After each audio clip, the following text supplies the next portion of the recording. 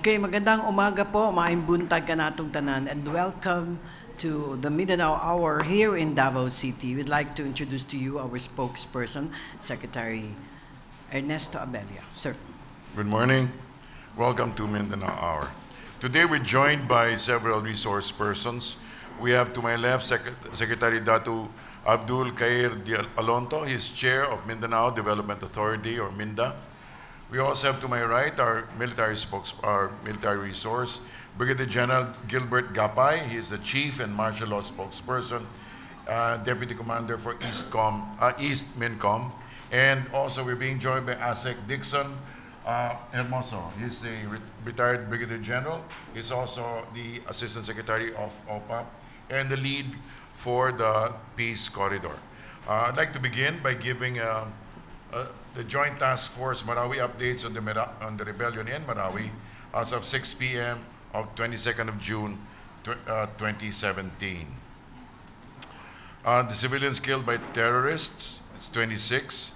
Civilians rescued by government troops, 1,663. Terrorists killed, 280. Recovered firearms by government troops from terrorists, now at 298. Government casualties, killed in action, 69. Buildings cleared, 85. Note, the BIFF attack in Pigcawayan, North Cotabato yesterday has been assessed to have no connection to the ongoing Marawi rebellion. It is seen as the BIFF's attempt to recover from more than 2 weeks of setbacks from ongoing operations of the AFP's 6th Infantry Division. Following this incident, herein is the final report on the outcome of the incident. 1. The number of hostages rescued, 31. Number of trapped civilian rescued, 73. Number 2, number of government troops wounded in action, 2. Number of government troops killed in action, 1. Number of BIFF killed in action, 6. Number of BIFF wounded in action, 8. Number of civilians killed in action, 1 killed by BIFF. Number of civilians wounded in action, 1. Number of internally displaced persons, 367 households, or 1,707 individuals. The focus of Marawi military operations remains the continued clearing of Marawi of remaining armed terrorists that continue to pose pockets of resistance to the advancing troops. 2. Continue rescue of trapped residents to include those held as hostages. 3. The continued recovery of civilian casualties or cadavers. 4. Assist the LGU, CSOs, NGOs on relief operations.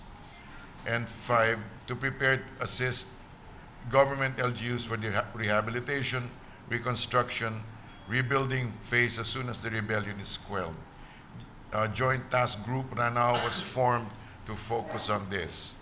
Significant developments: monitored increasing willful intention arson activities of the rebels in various areas of the city. And 2, very significantly, the successful clearing of 85 buildings and more to follow. The constraints remain the continued use of snipers, IEDs, and RPGs from remaining vantage positions will remain a challenge. Add to this the use of combustible materials and other incendiary devices. Also, the terrorists' use of non-combatant civilians as shields and situating themselves in mosques. General Año, Chief of Staff, AFP, reiterates that AFP is prepared to embark on other key tasks such as rehab and reconstruction of Marawi. It has prepared the combat engineering brigades from the Army and the Navy for immediate deployment as soon as the clearing operations are completed.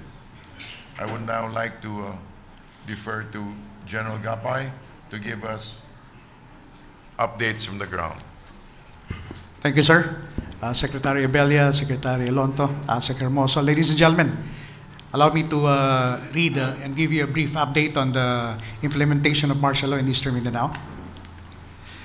A month after the declaration of martial law in Mindanao, Eastern Mindanao Command has been steadfast in carrying out its mandate of securing and shielding the area from terrorist attacks.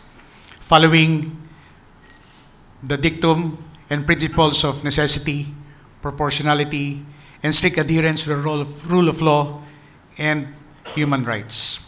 I am glad to report that after a month, we have prevented the spillover of terrorism in Eastern Mindanao. Said success is attributed to the aggressive security operations of our units, the tightened security measures being implemented in the area, the active coordination and collaboration of other law enforcement agencies, local government units, and the support of the general public. To date, we have conducted a total of 13,149 checkpoints all over Eastern Mindanao, while curfews are continuously being implemented in 210 municipalities and barangays in our area of responsibility. This is in coordination with the LGUs and the PNP. We are continuously engaging different organizations and sectors to explain our efforts in the implementation of martial law, to continuously assess and innovate our measures and activities that will enhance its implementation. We have engaged the Association of Regional Executives and National Agencies, or ARENA, last Monday. And the other day, we have also engaged the business sector, specifically the Japanese Chamber of Commerce and other member European and American, as well as Canadian chambers of commerce. After a month, we are also proud to report that based on the statement of the Commission on Human Rights, there is no reported abuse committed by our troops relative to the implementation of martial law. We shall continue to observe the safeguards we have established, like the establishment of the multi-sector advisory group, legal action or quick reaction teams, continuous troop information education on the rules of engagements, and other guidelines as we continuously implement martial law in Eastern Mindanao. As we enter the second month of implementation, we'd like to assure the public that we shall continue to work for the safety and security of everyone as mandated to us with utmost respect to human rights and the rule of law. Thank you. We'd now like to refer to the chair of MINDA to have Madam po yung references. Yeah, thank you. Okay, please.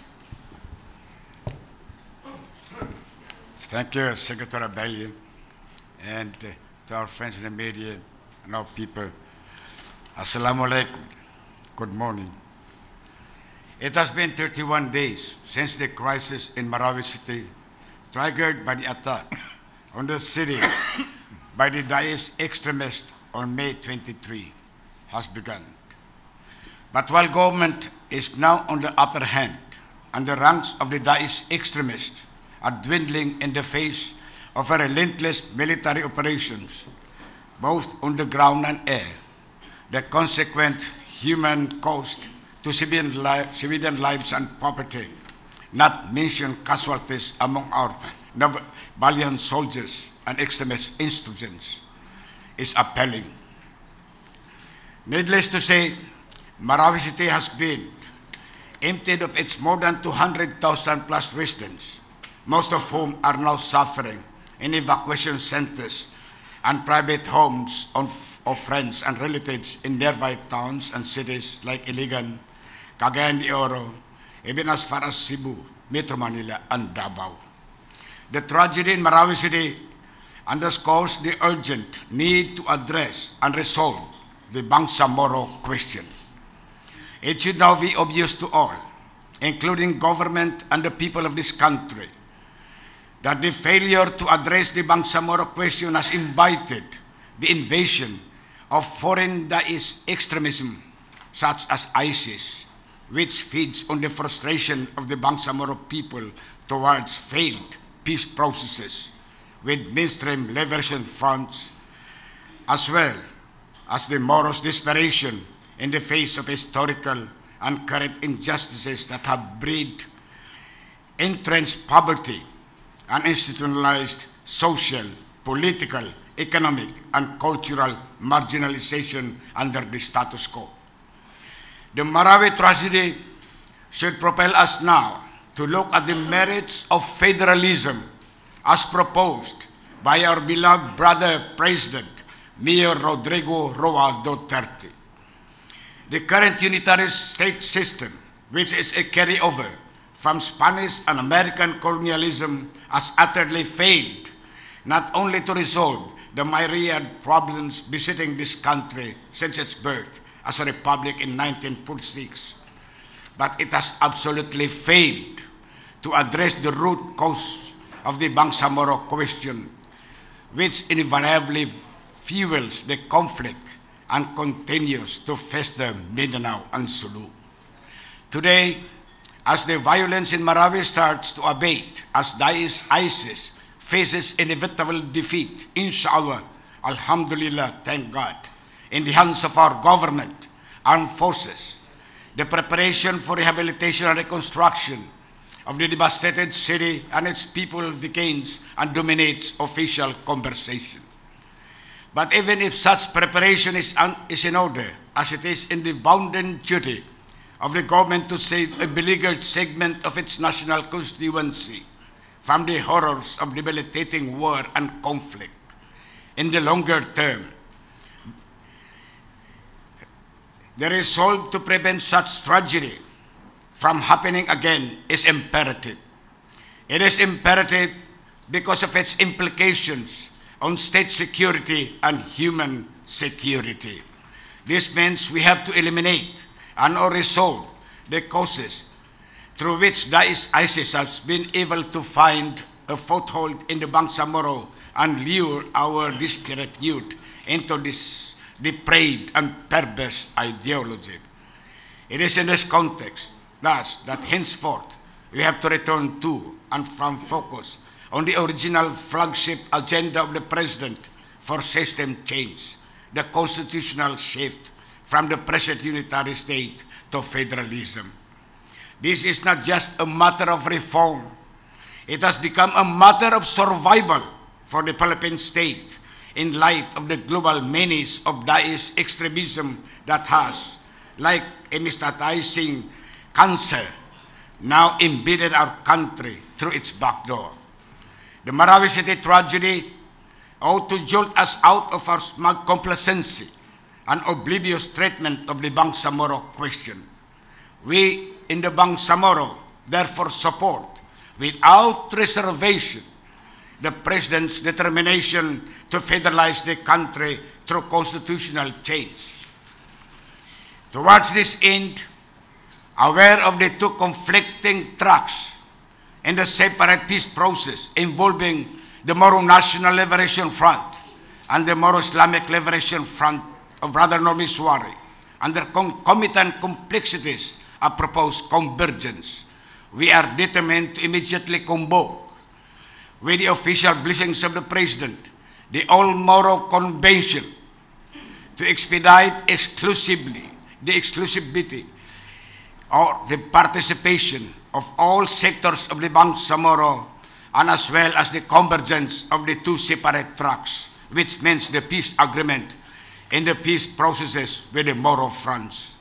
The All Moro Convention will prepare the common Moro platform in the form of a proposed consolidated and comprehensive Moro law based on consensus, inclusivity, and convergence, in line and in preparation for federalism, which the convention will submit to the Constitutional Commission that will prepare the draft of the new Constitution of the Federal Republic of the Philippines, whether for Congress sitting as a Constituent Assembly or for a Constituent Convention. Thank you, and thank you, Mr. Secretary. Thank you, Secretary Alonso. We'd now like to defer to Secretary Dixon Hermoso to give us an update regarding the peace corridor, after which we'll have the Q&A. Good morning to everyone. Last May 29, the President met Kagi Murad Ibrahim of the MILF and the chair of our government implementing panel, Inday Irene Santiago.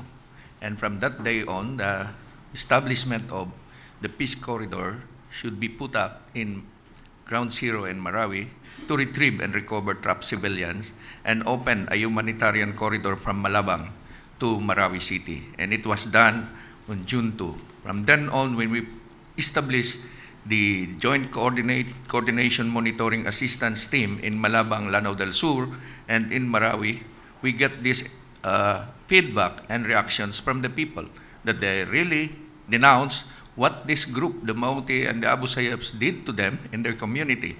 So from that moment on, we were able, in Ground Zero, we were able to retrieve and recover, as of this late, 277 trapped civilians, wounded children, women, elderly, and those that are really in need of this humanitarian effort. We coordinated this with the emissaries we had to connect us to the Maute, and we bridged this to the government leadership in Marawi City for us to be given a respite of taking out or retrieving the trapped civilians.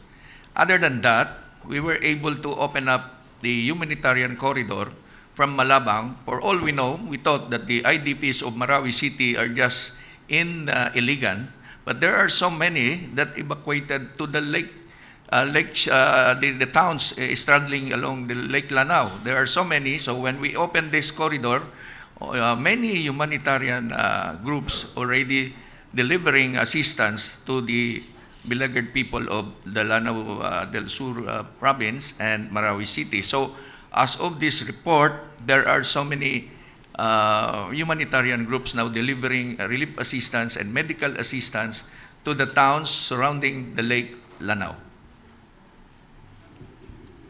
Thank you. Before we go into the Q&A from the media, local media, we'd like to make references to certain questions that have already been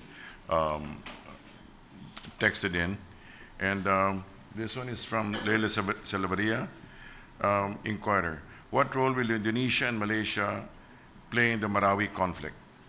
We have a statement regarding the matter. We're making a collective effort on the PH trilateral agreement with Indonesia and Malaysia. We're making a collective effort against terrorism and extremism. Yesterday, foreign military intelligence officials from the Philippines, Indonesia, and Malaysia had a fruitful and productive discussion on a trilateral cooperation aimed at preventing extremists and terrorists from establishing operational bases in Southeast Asia. The three countries have agreed to work together to jointly develop and implement counter-terrorism and measures and strategies. Let us underline that their joint aim, the end game, is to prevent the establishment of operational bases in Southeast Asia. Also, on Australia's offer to send 2 military surveillance aircraft to Marawi. Statement. As we previously stated, we would gladly welcome any form of foreign assistance allowed under our Constitution to help suppress the rebellion in Marawi. Our defense officials are in close coordination with their Australian counterparts in the latter's offer of providing surveillance support to the armed forces of the Philippines. Next, on Senator Gordon's proposal to convert Marawi into a tourist hub. Is that all right? We totally agree with Senator Gordon. The Department of Tourism recognizes the potential of Marawi as a tourist destination, considering its cool weather overlooking a scenic lake, plus the attraction of the university. We are hopeful that the rehabilitation of Marawi will also include the creation of a tourism master plan for the area. Next, on the Marawi Rehabilitation Fund, the Duterte administration is now preparing a comprehensive multi-year Marawi reconstruction plan. A task force consisting of the Department of Education, the Department of Health, the Department of Social Welfare and Development, the Department of Public Works and Highways, DPWH, and the Department of Agriculture, DA, the Department of National Defense, the Department of Interior and Local Government, and the National Disaster Risk Reduction and Management Council will be convened to make an assessment of the situation. Repairs, rehabilitation, and reconstruction of public infrastructure in Marawi will be funded. As in a conversation with Secretary Ben Diokno this morning, he did say that he affirmed that the financial aid as promised, the 10 billion as promised, will come from PAGCOR, and reconstruction of infra will come from the GAA. That Philippine Amusement and Gaming Corporation for the President's financial assistance and the social welfare assistance to Marawi victims will come from GAA. GSIS and SSS members may apply for loans from their respective institutions. The Land Bank of the Philippines and the Development Bank of the Philippines may open lending facilities to Marawi entrepreneurs. Housing will be provided to the families of soldiers and police killed in action through the National Housing Authority. The education of children of the soldiers and police killed in action from K to 12 plus Tech Voc or college for a maximum of 2 children will be provided through the Department of Education, Technical Education Skills Authority, and the 113 state universities and colleges. We are now open to questions from the floor. Okay, may we ask Vina Araneta of ABS Davao for her question, please? And next is Joseph Moro, GMA Manila. Yeah. To Secretary Abella. Sir, how would you rate the first month of martial law? Have you achieved what you sought to achieve? Well, we do not go by ratings, but we do say that we have actually preempted the establishment of a vilayat, and so I believe and we have already started to work into agreements with the neighboring nations. So the main goal of preventing is actually has already been, I believe, hugely successful. We have prevented the establishment of this wilayat, and we have now entered into agreements and also with the neighboring countries so that this will not recur. So largely we consider that those are the things we measure. Thank you. Mm-hmm. Will you lift martial law anytime soon, or are you going to ask for an extension from Congress before 60 days is over? That will depend on the recommendation of the Secretary of National Defense of the Armed Forces or the implementers of martial law. Mm-hmm. Sir, yung sa Marawi din po, balikan ko lang yung financial aid. How much is the cost for yun nga yung 10 billion pesos? Well, like we said, the assessment has not yet been made. Task Force Karanao, the task force, the group that is in charge, is actually being readied, is actually preparing for this. They're laying the groundwork, and as soon as the military says that the Lanao is cleared, they will go into action. And so until then, we will have to wait for their assessment. So no timeline po on how long? We do not offer timelines. We just go by progress reports. Thank you. Okay. Sir, question din po kay General Gapay. Meron pong mga lumalabas ngayon na storya po yung about sa sinabi daw ng BIFF na next target nila is si President Duterte following the Pigkawayan incident. And then to Sir Hermoso po, how can it affect yung peace talks din po? Okay, that pronouncement of the BIFF is a desperate pronouncement, ano? Because what happened in Pigkawayan recently was in retaliation of and somehow a diversionary attack resulting from the setbacks, major setbacks they have been experiencing in their stronghold in Mindanao, specifically the SPMS box, because our forces there have also intensified operations against the BIFF. These are complementary operations to our operations in Marawi.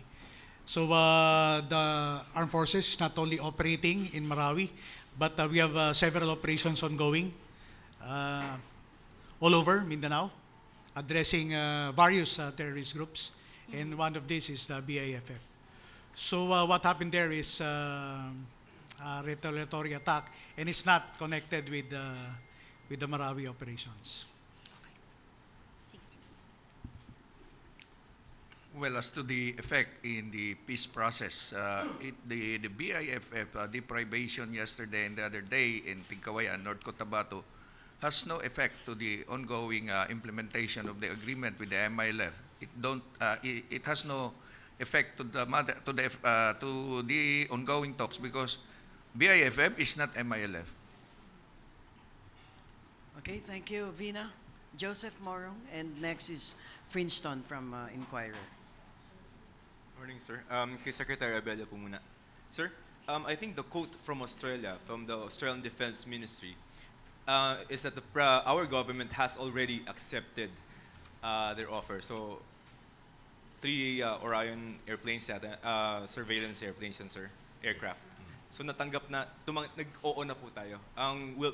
Can we know kung saan siya i-deploy? Maybe General Gapay also can shed a few more details on where this surveillance aircraft will be deployed. Okay.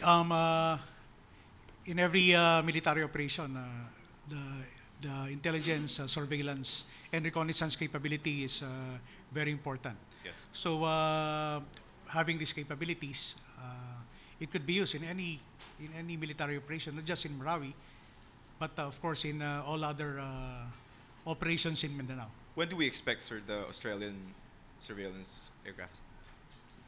I really don't have the information right now, but it is a welcome development to boost our capability as far as ISR is concerned. Okay, Secretary Abella, the United States, I think some of the Republican senators are worried that the ISIS is trying to establish its base in Southeast Asia, and they have interest in Southeast Asia. They want a high-profile named operation in the Philippines to help combat, to fight ISIS, meaning they want a bigger role. Are we open to that idea, sir? Like the President said, we're quite capable at this stage. We welcome any support, but at this stage we take the lead along with the regional states around us, and as we have demonstrated, we have already actually preempted the establishment of such a state supposedly, and so you call it grace or what, but the resilience of the Filipino. But we have actually shown that we can actually back up our statements of an independent foreign stance. However, like we said, as has been demonstrated, we do welcome support. But at this moment, sir, do I take it to mean that, hindi muna natin kailangan ng Amerika? There is no report on accepting that offer. Okay, sir. If it is. Yes. Sir, on the BIFF, for both Secretary Abella and General Gapay, is there an alliance between Maute and BIFF? Yes, BIFF, particularly the Bungos faction, they both, just like the Maute, they both swore allegiance to ISIS sometime in 2015. So I think that's the connection and the link between the two groups. Yeah, but that's my BIFF to ISIS and then Maute to ISIS. But Maute to BIFF, meaning can they coordinate attacks? Oh yes, as far as tactical alliance is concerned, that is very possible, and we have seen that in some operations, wherein BIFF fighters are sending augmentation to not just Maute but also other local terrorist groups in the country. In this case, sir, how serious of a threat is BIFF?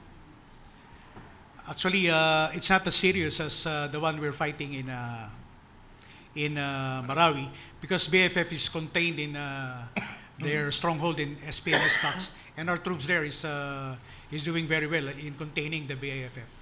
But how do we prevent, sir, from the BIFF from becoming another Maute? Because your assessment earlier on, Maute was just a ragtag family run group, but now it's become an international, high-profile terrorist group. Just like Maute Group, BFF is also a target of being a local terrorist group.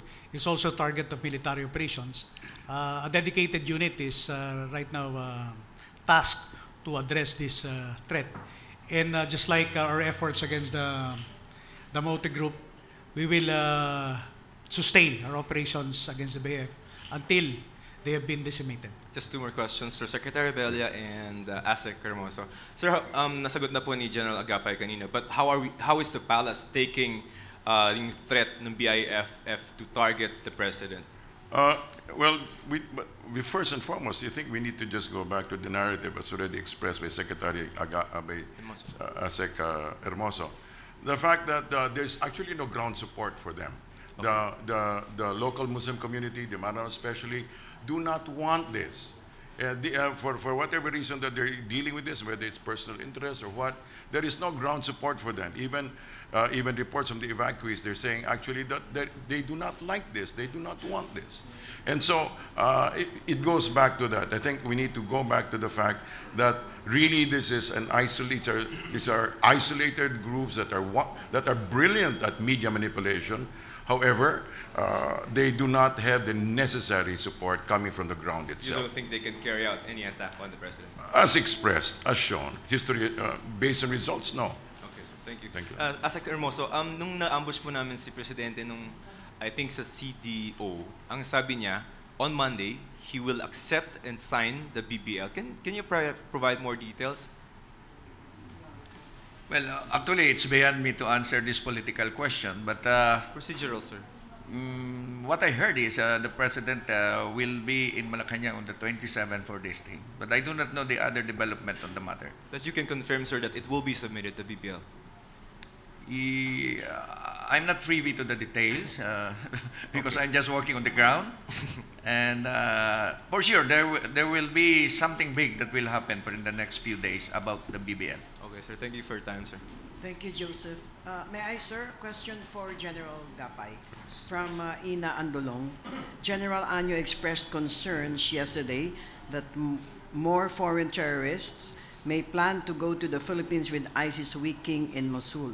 What measures are being taken to prevent this from happening?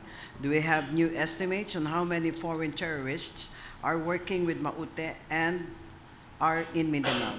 And do you have the identities, names of these people, and what kind of support do foreign terrorists usually provide local terrorists in the country? General Gapay. Yes, firstly, these foreign terrorists may have slipped into our country using our back door in the south because it's very porous as we know it. And we are not also discounting the possibility that some may have slipped in the country through our airports and seaports. So I guess we have to really tighten and enhance security measures as far as immigration is concerned. But on the part of the military and the security sector, there's really a need to enhance security of our southern backdoor. It's very porous. We need to enhance. We have to intensify maritime patrols. The recent trilateral agreement is a welcome development because with Malaysia, Indonesia assisting us, the joint patrols there would really enhance and plug our porous borders in the south. Of course, the exchange of information, the tracking of foreign terrorists would also be helpful. Now, as far as those already in country, based on the latest intelligence report, and as based on the pronouncement of their chief of staff, there are some 40 foreign terrorists in country now. Of course, we have identified them. Most of them are Malaysians, Indonesians. Some are Arabs and Pakistanis. So we have their names and they are identified.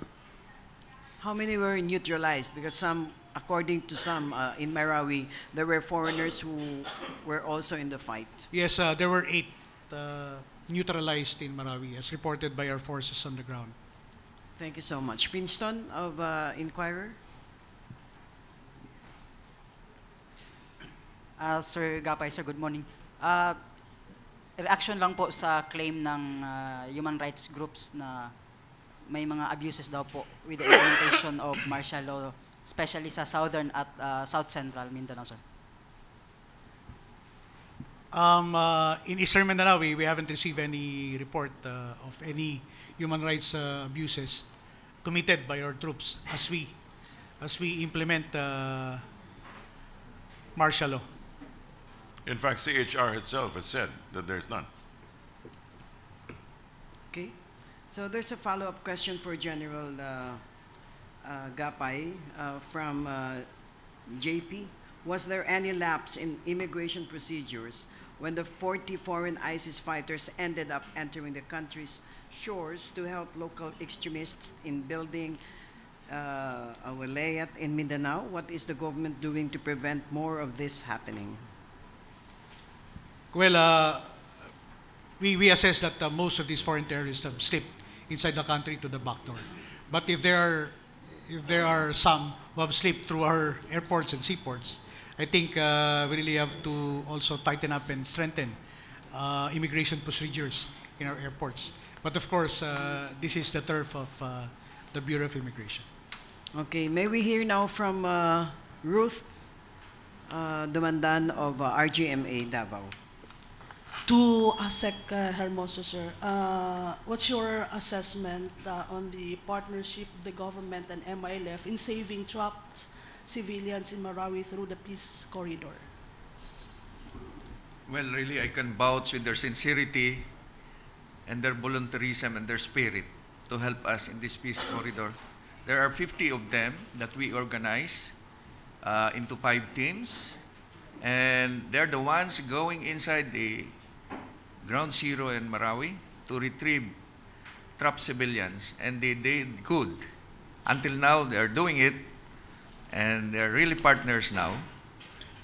And even the security of the peace corridor that traversed from Malabang to Marawi, they're with us. They joined the government and the security of the road and the convoy of humanitarian goods. Okay. A follow-up, ASEC. Will this help build trust of the people to MILF?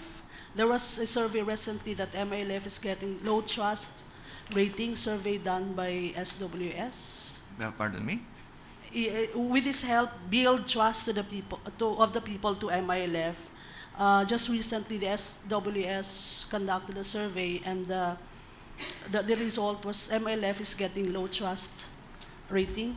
Well, we can see their sincerity in helping the government, especially when Kagi Murad Ibrahim went to the president on day 1, or after the day the siege of Marawi started. They talked to the president. They even volunteered to help. They denounced the Maute, the terrorists, and even support the declaration of martial law. And now we can see the provision of this with this peace corridor, that they are in it and they're helping us. And we hope that this confidence building will reverberate to the people of the country when the law is passed, the BBL is passed. So the MILF now is really a partner for peace and development in Mindanao. Okay, so just a follow-up on the question about human rights violations at Marawi. There was a statement made by the National Interfaith Humanitarian Mission saying that there was a common cases of human rights violations in Marawi. Just want to quote, itong forcible evacuation, indiscriminate bombardment, destruction of properties, divestment of properties, threat, harassment, intimidation, especially in the evacuation area.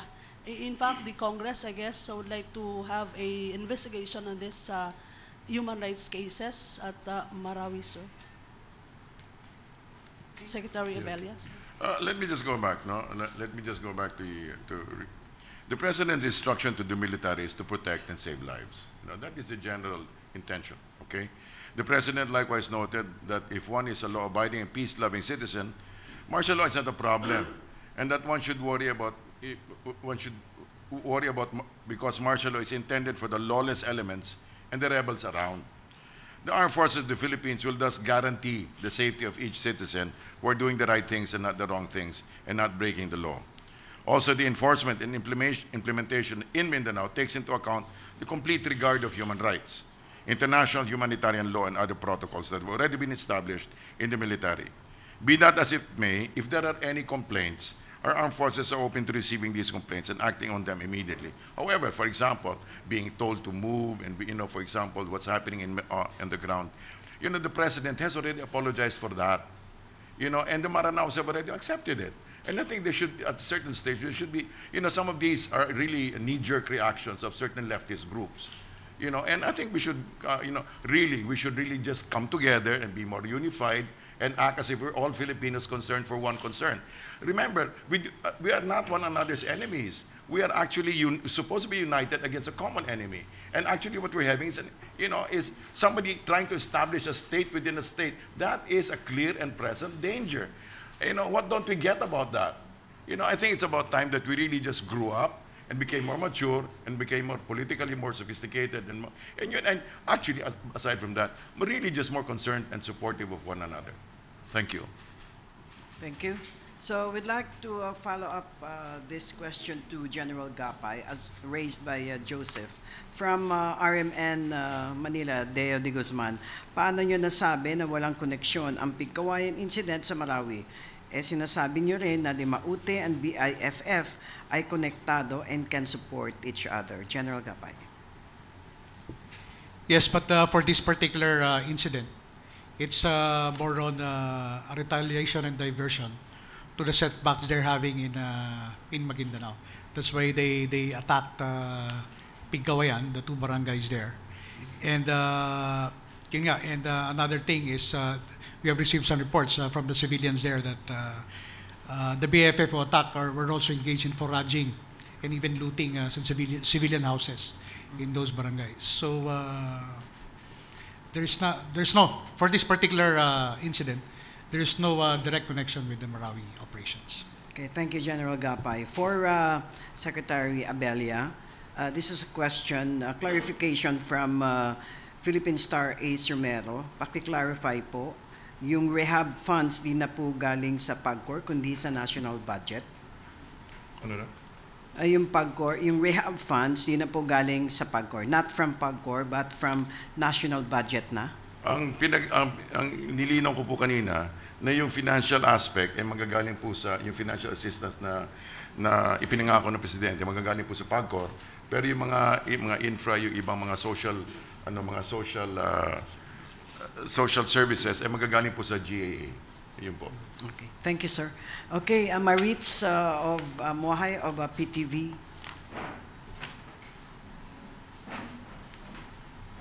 Good morning po. Sir, pinaliwanag niyo na kanina na for this particular incident, walang connection yung BIFF incident with the Marawi happening right now. Pero when we went there, merong mga lumalabas na issues na possible na may galit kay Pangulo. I mean, direktang galit sa Pangulo, yung mga BIFF members. That's why they even burned and torn down yung pictures ni Pangulo and wrote some messages dun sa walls sa may school ng Malagakit. How do you, do you confirm that? Okay, these are desperate moves and actions by the BIFF. Dahil they were expecting a big result out of that attack because almost 100 of them attacked two barangays in Pigkawayan. It was a significant number, and they were expecting a result in the furtherance of what they want to achieve. That papapansin ba na we're still here, we're still a force to reckon with, but it turned out to be otherwise. That's why nung napahiya na sila, so before they fled, they destroyed some the schools there, classrooms, and even the picture of our president, and they uttered certain things. So parang these are desperate moves on their part. Thank you. Okay, there's a question for Secretary Alonto from JP Vincito, Manila Standard. Last May 26, President Duterte, in a speech in Iligan, said that he asked you, Secretary Alonto, and PA for OFW's Abdullah Mamao to talk with neutral forces and see if the ongoing strife in Mindanao could still be fixed by talking. Sir. Yes, in fact, after receiving the instruction from the President, same day we were in Marawi. I was there. And we have seen how it started, how people were moving out. And virtually everybody have evacuated, including government officials. That is precisely why I have given instruction to the provincial governor, the vice governor, and the city mayor to stay put. And since there were no longer employees, because they also allowed, even the drivers, government drivers were allowed to evacuate with their families. It becomes more of a family affair, where we have the family of Gandamra and the family of Adewan and Lontus. So they were running the government. The government was there, the tribal works was there, and I told them, you have to stay here. Make this as your Alamo as your last stand. The state, and it was a family, and in fact, immediately I communicated with the president that we have one bodies of 2,000 ready to fight with the government, on the side of the government. And instructions were made, and then we did it. And in fact, the tribal operations were done, and that is precisely where men that came in that second day, where we started our operation. And in fact, we are thanking also the cabinet spouses for providing that assistance, and in the Air Force for the airlift of the goods. But what is there, and what our people have to understand, particularly doubting Thomas's, martial law has been declared. The president have crossed the Rubicon, not turning back. We did not, the government of Duterte did not declare war against the good people of Marawi. No. We, the government, did not attack Marawi. Marawi was attacked. And this is one area where the people, those doubting Thomases, what the need of the martial law, because all the ingredients that requires the declaration of martial law is there. Rebellion is there. The ASJ is there. And this ASJ comes mostly from the MNF family. And then you have the BFF. And then you have this Daesh right now, this ISIS. Now, if they are not talking about, and they are not even satisfied about the rebellion, there is that invasion. Although gradually, because we were made to report to the president immediately, in fact, on the fourth day, we identified some of those casualties on that side on the ground. And there were foreign elements, foreign nationals involved, about 8 of them. More than 20, almost about 30 plus casualties on the side of the ICs. But 8 of those were foreign nationals, which even their countries have acknowledged 2 of their nationals. Now, these are the things that we have to. And immediately after that, we recommended to the president through a memo, and I presented it to him, that we also need the operation, the cooperation of our neighboring countries, of our friends, particularly BNP IAGA, in particular Indonesia and Malaysia, of course with the support of Brunei, that this must be a concerted effort, because it doesn't necessarily mean it's only the security of Marawi. We have to stop this and contain Marawi, because what will happen in Marawi might happen in Kuala Lumpur or in Jakarta. These are the things where I've taken on the primary concerning the securities, and this, of course, with due respect to our people in the security community, where we have to encourage, and it has the support of Mindanao, good people of Mindanao, that this is jointly have to be addressed by the Philippines, Indonesia, and Malaysia, because it is the same. This is a war of annexation. They want to annex, as what the good secretary referred to as the wilaya. Wilaya in Arabic and in English, it is a province. There is a war of annexation to make Marawi City as the capital of the province of the ICs, and that is the Islamic State of Iraq and the Levant, where you are referring to now as the ICs. Now, they want it. Now, these are the things also that we have to look into, and in fact, deeper on this, because the combination has been made, and then with the strategic leaders in Mindanao, we have sat with and talked with and exchanged ideas on this, and then finding out on the ground exactly from an untraceable source. We did it, and we have provided the government all of the supports through the office of the president and to the president himself personally. This is a war of annexation. This is not only a rebellion, and we have to stop it. Otherwise, the next might be the capitals of our neighbors. And it is happening, what happened in Aleppo, what happened in Syria and in Baghdad and in Iraq must not happen here, but it happened, and it did happen in Marawi. The humanitarian, the damage, the collateral damage has been there, and then this may take some time for us reconstruct, rehabilitate the area, particularly the lives of these people that suffered and subjected to this barbaric. Not, in fact, this is not a war of religion also, and we want to spell it out. This is not a war of religion. In fact, it is even blasphemous to refer to these people as Muslims, because there is nothing in the Quran that will say that you have to fight and do this and burn your own house. This is even as simple as we have told it, even if your own house that you own it and you build it, you burn it, and you will still have to deal with the government, because that is simple arson. This one, we were attacked. And it is, in fact, with the support of our people, came out openly.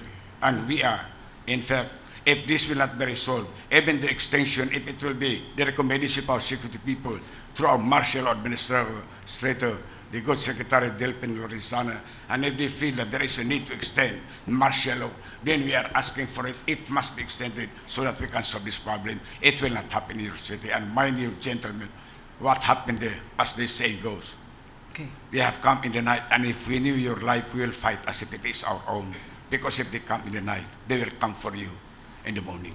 Thank you, sir. Thank you. Thank you. So there's a follow-up for that. Joanne, you have a question? Yeah, Joanne.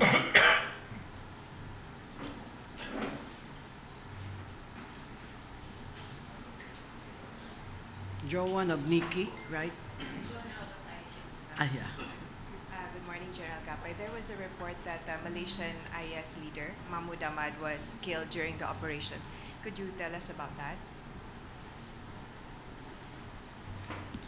So we don't have the details of that information.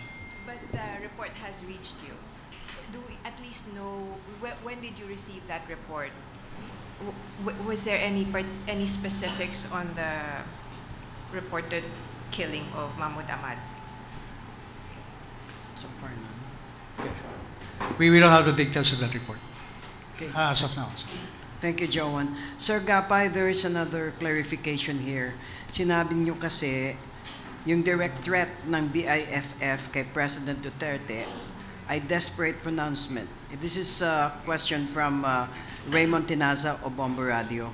So meaning walang capability ang BIFF to do this. So no need to adjust the security of the President, and the public is assured of his safety. Another question related to this from Hannah Sancho of UNTV. Mas lalo po bang hindi makikita in public si Pangulong Duterte dahil sa threat ng BIFF? General Gapay.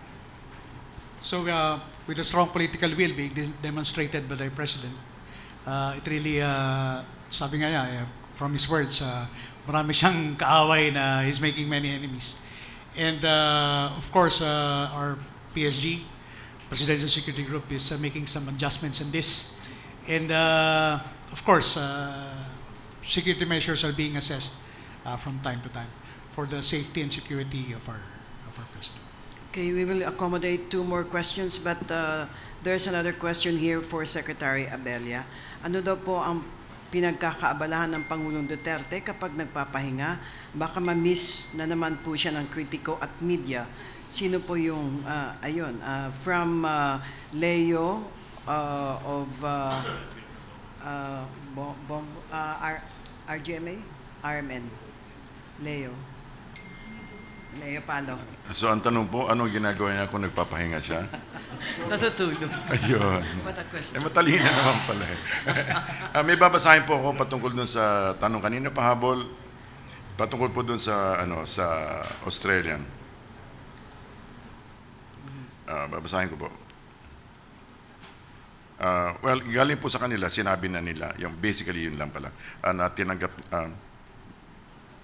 ang tawag nito, I recently spoke with my counterpart Secretary of Defense, Delphin Lorenzana, about how Australia can assist the Philippines in its fight against extremists. We agreed that the best way to defeat terrorism in our work is for us to work together. Okay, so yun ang kanilang basically generic yung statement nila na pero hindi po nila, wala silang reference tungkol sa actual pagtanggap. Okay. but it has been offered. Salamat po. Thank you very much. Okay. Last two questions. We'll hear from Rudolph Alamao, PIA, then last question from PNA, Ayan Meliahor. Okay. To General Gapay, yung naiwan po na Maute, are they just trapped or they dug in to fight to the finish? If ma-liberate po na natin yung Marawi, will we see the total destruction of the terrorist group? Yeah, destruction of the terrorist groups holding up in Marawi. But of course, based on the arrest we're having right now, we have been implementing the arrest orders. This gives us a picture of how the expanse of their network is. So, but right now the focus is really reading this Maute group of their armed capability, their capability to launch terrorist acts. And after that, we will run after their networks, their supporters, up to the last member, so that they won't thrive anymore in our country. Okay. Thank you. Last question from Ayan of PNA. Good morning. To Asek Dixon, sir, what are the challenges facing the peacekeepers in retrieving more or saving more trapped civilians from the conflict zone in Marawi? Of course, they're taking the risk. They're civilians and they volunteered themselves to go into ground zero. The risk is high. They know this. The only thing is they're also Maranaos. They know what is happening inside in ground zero. They equally share the burden of those people being trapped there and still continuing up to this moment. We know na marami pang dapat kunin doon, lalo na yung mga sugatan na civilians, mga bata, matatanda. At there are so many stories behind it. And if you are there, mapatutulo yung luha mo dahil maraming mga nagawa yung ating mga volunteers. So will you see, do you see this partnership graduate to higher level, like partnering in rehabilitating Marawi? Yes, actually, in the incident 2 days ago in Pigkawayan, our ceasefire mechanisms, both in the government and the MILF, worked together and helping the military contain the situation. That two barangays of Malagakit and Simsiman, especially Simsiman in Pigkawayan, is a community of the MILF. So what they did, they blocked that place from the incursion of this BIFF. That is why, if you notice, the BIFF started attacking Barangay Malagakit at 5:30 in the morning, and it ended at 5:30 in the afternoon because also of the help of the MIL. To General Gapay, sir, hindi ba mag-spread yung activities ng BIF sa ibang areas naman ng Mindanao? Based on the reports coming from JTF Central, the BFF during the pursuit operations went back to their stronghold in Maguindanao in SPMS box. So they were contained once again there, and of course security measures are in place to see to it that there be no spillover here in Eastern Mindanao area. Sir, pinapatanong lang sir, yung security measures po for the Monday's celebration of Idil Fitr, Davao, sa areas po ng Eastern Com. Given that there are many memos and other texts threatening to conduct atrocities in key cities in the Philippines. Okay, of course, the security measures we have set up at the start of martial law will continue.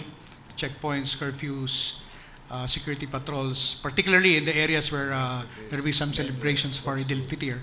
But we have also touched base with Maranao communities, Muslim communities here in Eastern Mindanao, and jointly we are crafting extra extra measures, particularly where big celebrations will be held. Okay. Final question from Joseph Morong, then the final statement of Secretary Abella. I just would like to pick up on your point. You said that the PSG is making adjustments on the president's security details. Every engagement is a different one. So it depends on the area of engagement. So they have to make adjustments if it's in Luzon, Visayas, or Mindanao, and based on the level of threat. So not all engagements have the same level of security preparation. But does it have anything to do with the BIFF threat? Not really, but that would be in general Okay. terms. All right, sure. Thank you, sir. I believe one of the reasons why, one of the lessons we can take away from this situation in Mindanao is that we have people coming from the outside because they believe in a strong narrative. They have a very strong story that they want to establish a province in Southeast Asia and specifically in the Philippines. I believe this is also, in a sense, a wake-up call for Filipinos to be able to come together and begin to believe that we have a higher narrative aside from our local, regional, personal interests. I think it's high time that we continue to build up on our values, family values, and also higher values, and also go back to the fact that what we are really, like the good secretary said earlier, we are actually defending. And what are we defending? We're really defending the Filipino way of life. We're defending our sense of community. We're defending our sense of higher values, but we're not defending ourselves against other people. We're simply saying that we want to establish what we truly and honestly believe, that we can have as the President has said, a comfortable life that is based on common prosperity, common humanity, law and order, understanding, and support. So I believe it's really high time for us to really, again, come together and believe that we can establish the Filipino way of life. Good morning. God bless. Thank you so much to our guests this morning here in Lispher in Davao City in our program Mindanao Hour. We'd like to thank our media friends, not only from Davao, but the Malacanang Press Corps, and happy birthday to Secretary Bebot Bello. Back to PTV and Radio Pilipinas. Yes. Yeah, because they notified us. Is it? Yeah.